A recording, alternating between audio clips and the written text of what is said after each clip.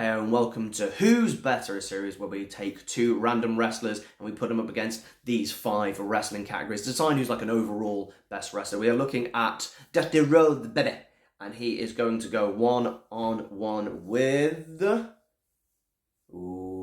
Bigg Bossman. Oh my god, we're going very the 80s and early 90s here. Let's kick it off then with in-ring. Bigg Bossman is an underrated in-ring worker, probably one of the best big men of all time. If you actually go and watch his in-ring work, he's actually way better than people give credit for. However, Dusty Rhodes is an exceptional in-ring worker and has had some of the best matches of wrestling history.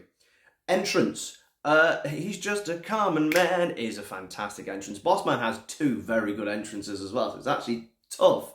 But I think when a theme song has outlived you, I think you have to go with that. So I'm going to go with Dusty Rhodes, baby.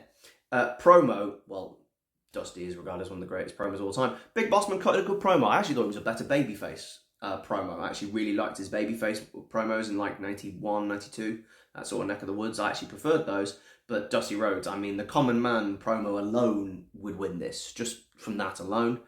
Look, do you know what? Obviously, Dusty Rhodes, you can't have a going, oh, his physique. And that was the point. He was the common man. He was like everybody else. So I'm not going to go necessarily physique necessarily, but I will point out that Bossman is huge. I don't think people realise how big Bossman actually is. He's a mammoth man. He was put as one of Hogan's monsters. That's how big he actually was. But I always thought the reinvention of Bubba Rogers, I always, that's what his name in WCW. I always liked his Bigg Bossman outfits that he had. I liked the SWAT team gear, Shield 1.0. So I'm actually weirdly going to give look to the Bigg Bossman for physique and aesthetic. I'm going to go for it. I know. Aura. Dusty Rhodes has an aura.